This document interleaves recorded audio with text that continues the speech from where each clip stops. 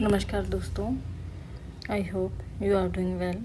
So today I have discussed some topics on general arithmetic, reasoning and general science, जो भी general awareness जो आपका non subject part रहेगा paramedical exam में।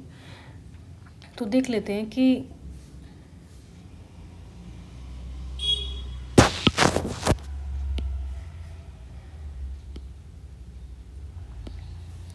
General arithmetic में आपको कौन कौन से क्वेश्चन करने हैं।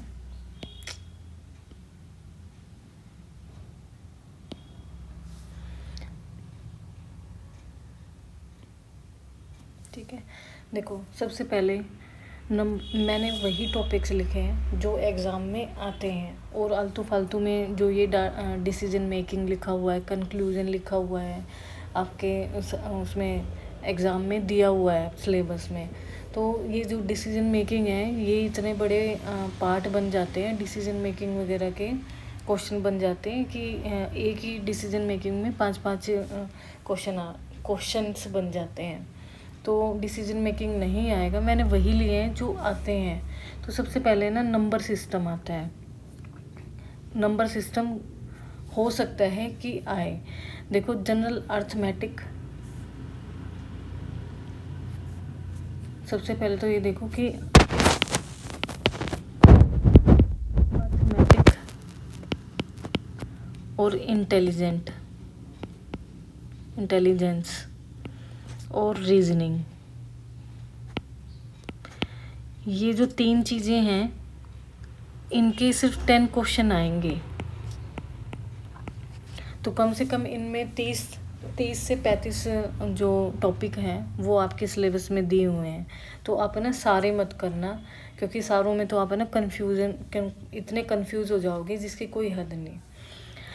तो देखो अगर हम आरआरबी के एग्ज़ाम की बात करते हैं तो आरआरबी में एक तो एलसीएम एचसीएफ आता है, इम्पोर्टेंट परसेंटेज पे आता है, टाइम एंड वर्क आता है, स्पीड टाइम डिस्टेंस आता है।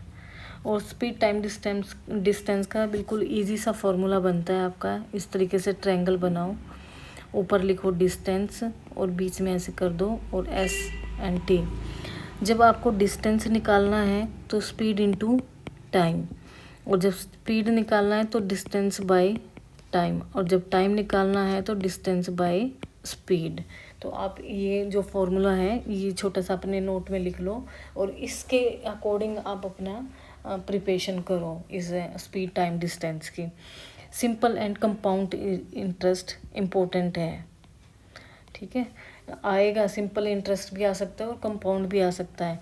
कैलेंडर का क्वेश्चन बनेगा आपका, क्लॉक का क्वेश्चन बन सकता है आपका, ठीक है। रेशियो का क्वेश्चन बन सकता है, प्रॉफिट एंड लॉस का, एज कैलकुलेशन का भी बन सकता है। और जो ये trigonometry, mensuration, board stream statics हैं ये नहीं आएंगे, ये इतने इंपॉर्टेंट नहीं है। तो ये देख लो, काउंट कर लो, 1 2 3 4 5 6 7 8 9 10 क्वेश्चन, तो 10 टॉपिक तो आपके ये होंगे, ठीक है। 10 क्वेश्चन आएंगे, 10 में से आपको ये देखना कि कौन कौन से करने हैं। अब करते हैं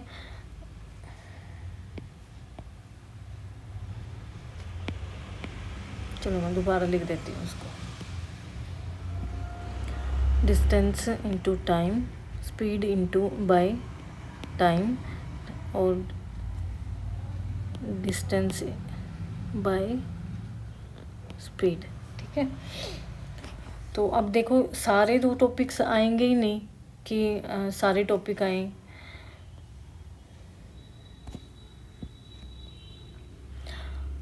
अब कर लेते हैं जनरल रीजनिंग की बात कर लेते हैं। हम सिर्फ 10 नंबर के मैं आपको टॉपिक बता रही हूँ, ये बिल्कुल इम्पोर्टेंट है। अल्फ़ाबेटिकल सीरीज़ भी आएगी और नंबर सीरीज़ भी आएगी, जैसे कि 1 6 2 8 9, ठीक है। और अल्फ़ाबेटिकल ABCDEFGF, तो आगे क्या आएगा। तो ये दोनों सीरीज़ आपकी आएंगी, ठीक है। इसकी अच्छे से तैयारी कर लो आप। कोडिंग डिकोडिंग आएगी, इम्पोर्टेंट है। डायरेक्शन मोस्ट इम्पोर्टेंट, कि अनीता बाईं ओर मुड़ी 6 किलोमीटर, फिर दाईं मुड़ी 8 किलोमीटर, फिर बाईं मुड़ी 9 किलोमीटर, तो बताओ उसकी, तो ये वाला क्वेश्चन डायरेक्शन का आपका आएगा। फिर है सेलोजिज्म, ये में भी आई, ठीक है, फिर भी कर लेना आप। और वेन डायग्राम, वेन डायग्राम में ये आपको ये दिया जाएगा कि मेज़, फर्नीचर एंड आम, तो वो आपको बना के दे देंगे, ठीक है, इस तरीके से। तो आपको बताना है कि इसमें जो ये वेन डायग्राम है कौन सा ठीक है और कौन सा गलत है। और इसका उल्टा भी आ जाता है, दोनों रिवर्स आ जाते हैं। रिवर्स जब ज़्यादा आते हैं जो बड़े एग्ज़ाम होते हैं, तो जैसे कि फर्नीचर, मेज़ फर्नीचर में आती है और आम अलग है, तो ये दोनों, ये वाला इसमें करेक्ट है। तो इस तरीके से आपको ये बताना है क्वेश्चन, इस तरीके से आपको अपनी तैयारी करनी है। सिर्फ जो रीजनिंग के हैं आप बस इतने ही करना, रीजनिंग इतनी ज़्यादा आपके हमारे एग्ज़ाम में नहीं आती है, तो ये ही पार्ट आपका इम्पोर्टेंट है, वेन डायग्राम। तो देखो ये 15 टॉपिक हो गए आपके, किसके लिए, 10 नंबर में। यहाँ पे हमारे बने थे 10 टॉपिक और 5 टॉपिक ये हो गए 15। और जनरल इंटेलिजेंसी, जनरल इंटेलिजेंसी में क्या आता है,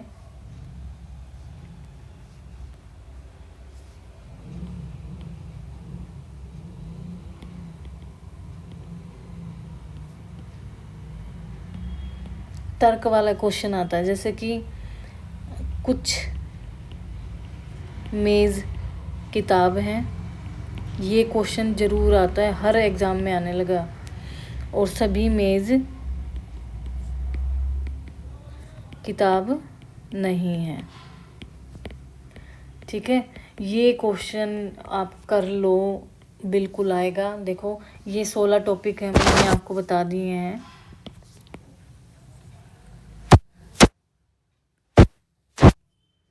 जो ये 16 टॉपिक्स में से आपके ना 10 टॉपिक आपको ज़रूर यही मिलेंगे, और इससे आगे और कुछ नहीं आने वाला, ठीक है। ज़्यादा घबराने की ज़रूरत नहीं है, सारे टॉपिक भी करने की ज़रूरत नहीं, क्योंकि जो ये सिलेबस गिवन है ये जैसे यूजीसी एग्ज़ाम होता है, यूजीसी एग्ज़ाम में ये डिसीजन मेकिंग, सिमिलरिटी, डिफरेंसेस, ये सारी इतने बड़े बड़े टॉपिक्स आते हैं। आरआरबी में ये टॉपिक्स नहीं आएंगे, ठीक है। तो आपको बस निकालना है कि आपको करना क्या है। तो ये आपके 16 टॉपिक है, 16 में से 10 टॉपिक जरूर बन जाएंगे, और इजी तरीके से आप अपना, आपकी तैयारी भी हो जाएगी और आप अपने क्वेश्चन को अटेम्प्ट भी कर पाएंगे। अब कर लेते हैं जनरल अवेयरनेस, ठीक है। जनरल अवेयरनेस में सबसे पहले आपको एक तो जो करंट में चल रहा है, ठीक है, देखो रोज़ाना हाफ एन आवर की न्यूज़ देख लिया करो, न्यूज़, या फिर मेन हेडिंग्स जो न्यूज़ आती हैं कि डे बाय डे क्या हो रहा है, क्या हुआ था और क्या होने वाला है।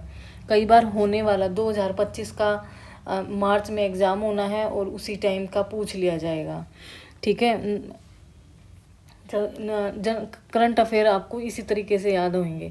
सबसे पहले तो आप ना समिट्स होते हैं ना हमारे, समिट्स और सम्मेलन, जिसमें आप देखते हैं कि नरेंद्र मोदी भी हमारे जो प्रधानमंत्री हैं वो जाते हैं इन सम्मेलनों में, और भी सम्मेलनों में, जैसे कि अभी हमारे एस जयशंकर जी जो फॉरेन मिनिस्टर हैं वो पाकिस्तान गए थे संघाई समिट में।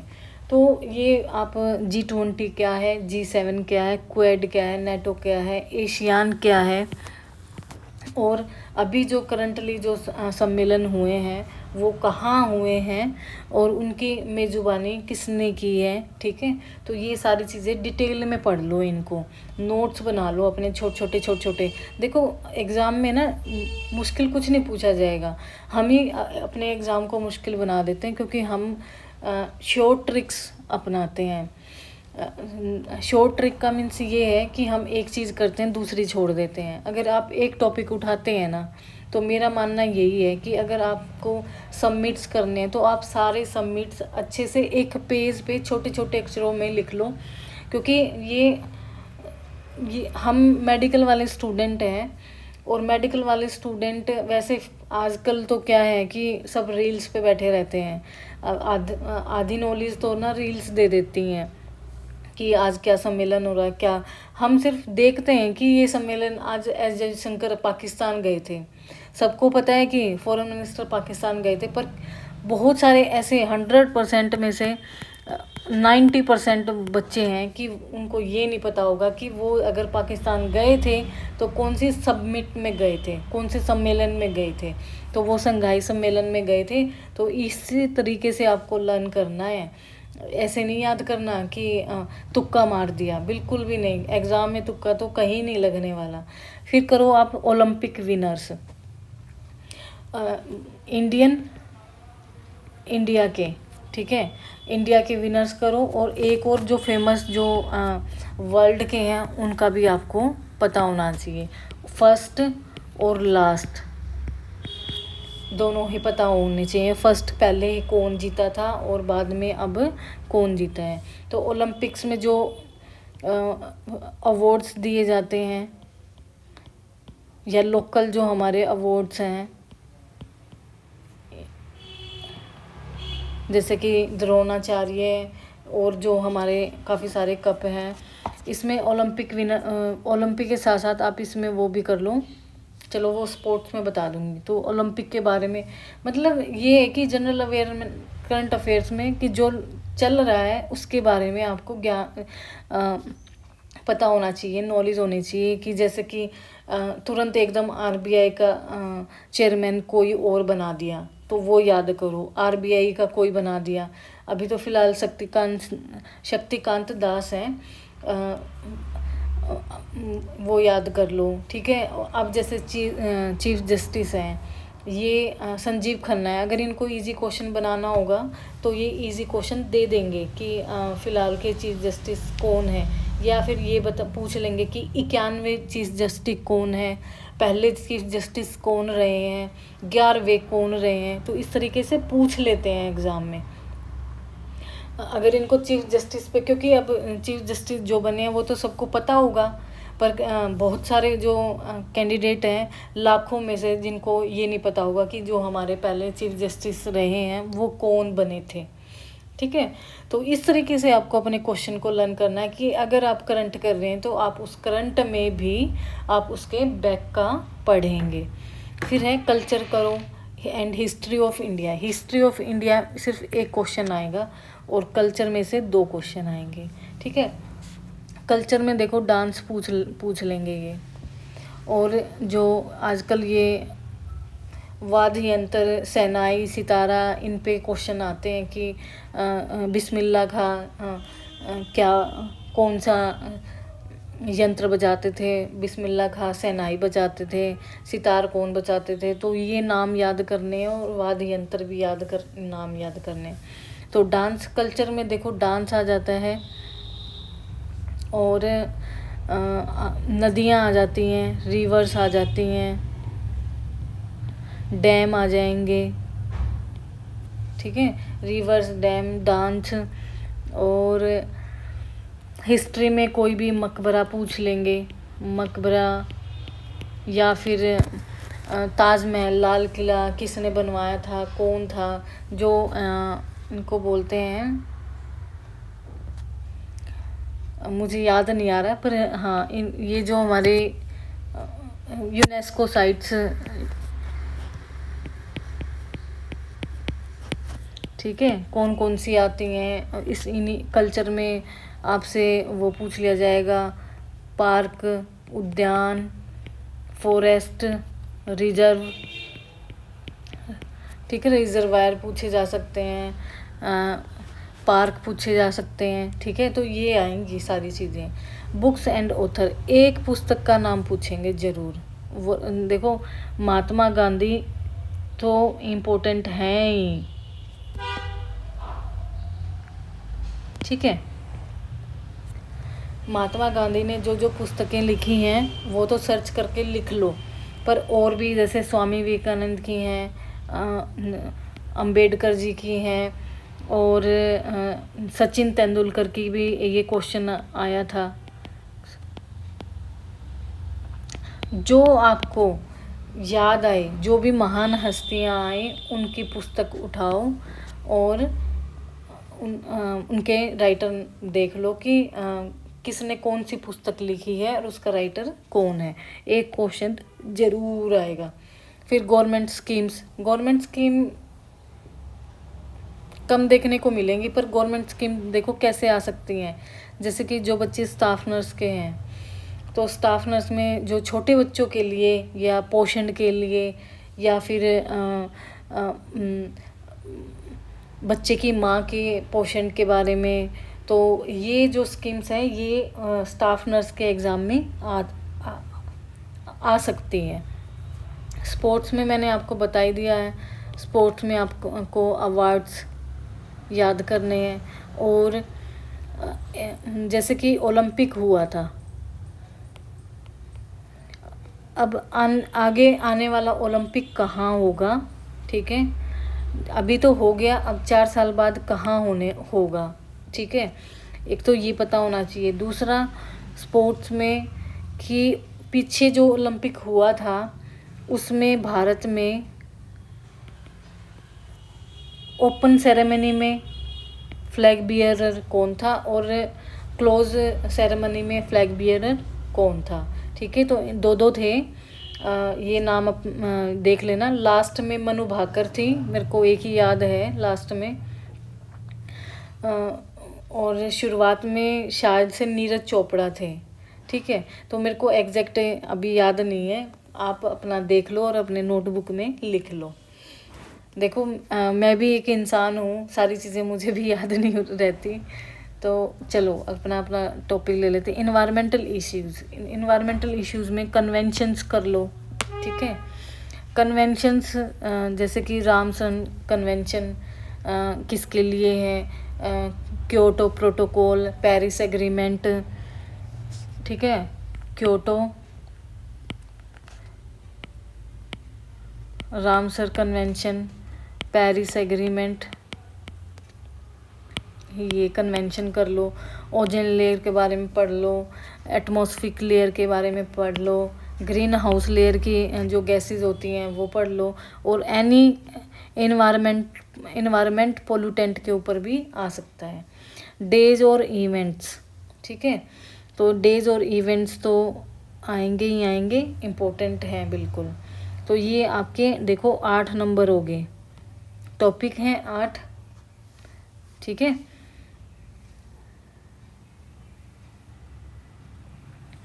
पर जनरल जो अवेयरनेस है यहाँ पे क्वेश्चन आएंगे 10 आपके, ठीक है। क्वेश्चन आएंगे 10, पर आपके जो टॉपिक हैं ये 8 हैं।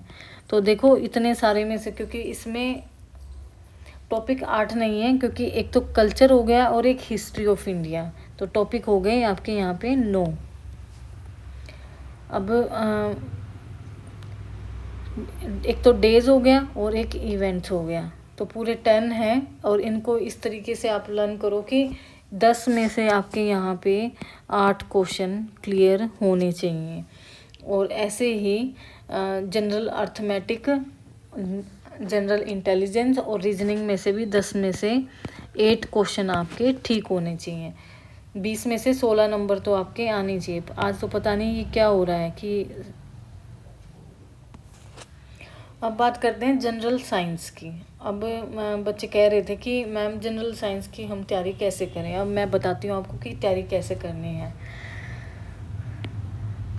जनरल साइंस में देखो इन्होंने लिख दिया है कि बेसिक फिजिक्स करनी है, बेसिक बायोलॉजी करनी है, ईवीएस करनी है, साइंस इन एवरीडे लाइफ करनी है। तो सिंपल सा आप ना जीके की बुक उठाओ, ठीक है। जीके की बुक लो। जीके की बुक में आपको फिजिक्स भी मिलेगी, आपको बायो भी मिलेगी, आपको ईवीएस भी मिलेगी और साइंस इन एवरीडे लाइफ भी मिलेगी आपको। तो फिज़िक्स में क्या है कि जितने हमारे डिस्कवर हो चुके हैं, जैसे कि electron, proton, neutron, atomic nuclear, uranium, lithium, लिख लो आप, मैं बोल रही हूँ। फोर्स की डेफिनेशन हो गई, acceleration, distance, displacement, circulatory motion, kinetic energy, potential energy. तो ये जो फिज़िक्स के सारे टॉपिक हैं फिज़िक्स में, जैसे कि सेंट्रीफ्यूगल फोर्स, सेंट्रीपिटल फोर्स, तो ये सारे आपको करने हैं। ये जीके की बुक में आपको एक ही जगह फिज़िक्स भी मिल जाएगी, आपको केमिस्ट्री भी मिल जाएगी और बायो भी मिल जाएगी। ठीक है। बायोलॉजी में आपको पता ही है कि डीएनए, आरएनए, ठीक है, और माइक्रोबियल। जब आप ना जीके की बुक उठाएंगे तो यहाँ से आपके 10 क्वेश्चन बनेंगे। ठीक है, तो बुक उठाओ जीके की। वैसे भी बच्चों के पास होगी जीके की बुक। उस जीके की बुक में पहले फिजिक्स कवर करो, फिर केमिस्ट्री आएगी और फिर आपकी बायो आएगी। Physics, bio, EVS, science in everyday life. EVS में इन्वायरमेंटल साइंस, वो मैंने आपको बता ही दिया है। साइंस इन एवरीडे लाइफ, जो हम डेली यूज़ कर रहे हैं, कि लाइट का, जैसे कि लाइट यूज़ कर रहे हैं तो लाइट का फिलामेंट पूछ लिया, टंगस्टन का होता है, पर टंगस्टन तो हमें पता है, टंगस्टन का फार्मूला क्या होता है, SN होता है। इस तरीके से वो डेली कि हम दूध जमाते हैं, दही बनती है, दही से मक्खन कैसे निकालेंगे, सेंट्रीफ्यूगल फोर्स से निकालेंगे। तो इस तरीके के क्वेश्चंस बनाएंगे। आपके को जीके की बुक में ये सारी चीज़ें अवेलेबल हैं और आप उनको पढ़ो। तो ये आपके यहाँ से जनरल साइंस है, वो 10 क्वेश्चन बनाएंगे और इजी है, ये इतना मुश्किल नहीं है। जब आप करने बैठोगे तब आप कर लोगे। अब कर लेते हैं हम थोड़ी सी अपने सब्जेक्ट की बात। अब इसके साथ ही बता देती हूँ मैं सब्जेक्ट में ना जो फर्स्ट एड पार्ट है, फर्स्ट एड पार्ट में आपको देखो पहले तो करना है वाइटल साइन। इन टॉपिक्स को ना इजी मत समझो कि जो बच्चे सोच रहे हैं कि नहीं ये तो नाम से ही लग रहा है कि बिल्कुल इजी है फर्स्ट एड, तो ये इजी क्वेश्चन नहीं बनेंगे। वाइटल साइंस करने ही करने हैं। वाइटल साइन के साथ फिर आपको जो हम यूज़ करते हैं इंजरी के टाइम पे, डिसइंफेक्टेंट, उनका आपको सबको पता होना चाहिए। थर्ड आएगा आपका ड्रोनिंग। ठीक है, ड्रोनिंग का पता होना चाहिए कि ड्रोनिंग का क्या है, कि जैसे कि समुद्र में एक पानी में एक बच्चा बह गया तो उसका पानी पेट से कैसे बाहर निकालेंगे। ठीक है। फोर्थ करना है आपको CPR, कार्डियोपल्मोनरी रिसक्सिटेशन, सबको पता है। 30:2 कंप्रेशन एंड माउथ ब्रीथ, ये कंप्रेशन है 30 और 2 माउथ ब्रीथ। इसकी ये रेशो भी पूछ लेंगे, ये रेशो है, और इसकी प्लेसमेंट भी पूछ लेंगे, प्लेसमेंट पूछ सकते हैं। ड्रोनिंग का पता लग गया, CPR का पता लग गया। अगर इन केस कि एक पेशेंट है, ठीक है, ये जो पेशेंट है ये क्या है, अनकॉन्शियस है। अनकॉन्शियस मीन्स बेहोश है, पर ये क्या सांस ले रहा है, ब्रीद कर रहा है।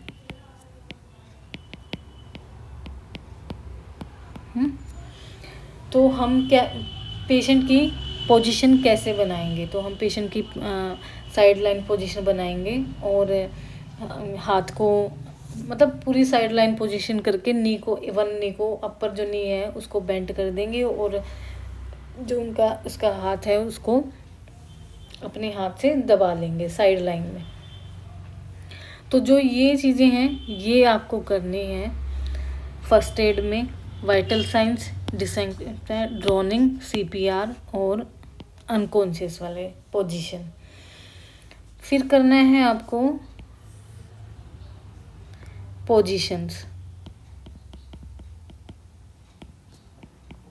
जैसे कि फॉलर पोजीशन, लिथोटमी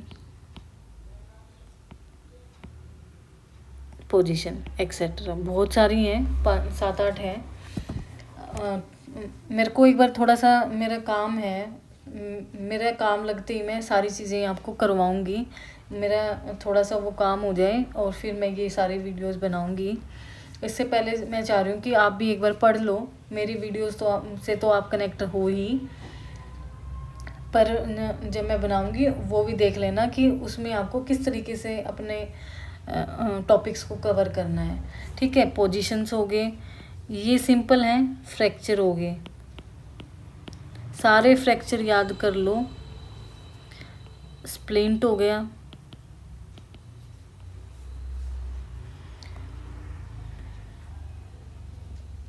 ठीक है। तो ये जो टॉपिक्स हैं आपके, इनको आप कवर कर लो।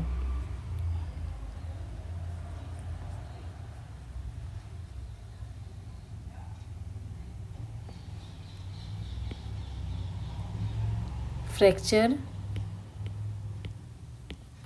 जॉइंट्स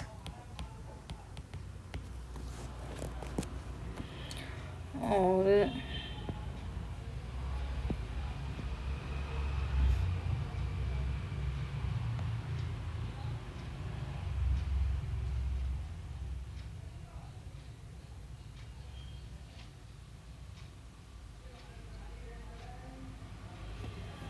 आज के लिए इतना ही हम करवाते हैं। आपने अगर इनकी तैयारी नहीं की है तो इनकी तैयारी कर लो। हाँ, बात भी कर लेना, बात भी के भी क्वेश्चन आते हैं।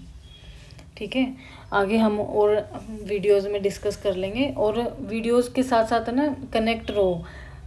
एक वीडियो पे 100 व्यू आ रहे हैं, 110 व्यू आ रहे हैं, और कोई वीडियो पे व्यू नहीं आ रहे, क्योंकि मैं वीडियोस में भी आपको इम्पोर्टेंट चीज़ें बताती हूँ। और अगर इनमें से क्वेश्चन नहीं आएंगे तो आप खुद, अगर आ गए तो आप खुद देख लेना कि ये कितनी नॉलेज की वीडियो हैं, और आने वाले हर एग्ज़ाम में आपकी नॉलेज ही देंगी। ठीक है, तो आप अपनी तैयारी को अपना बना के रखें।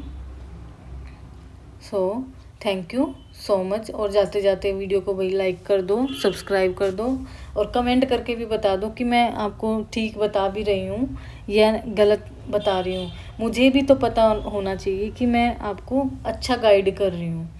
तो कुछ नहीं जाता है, कर दो भाई कमेंट।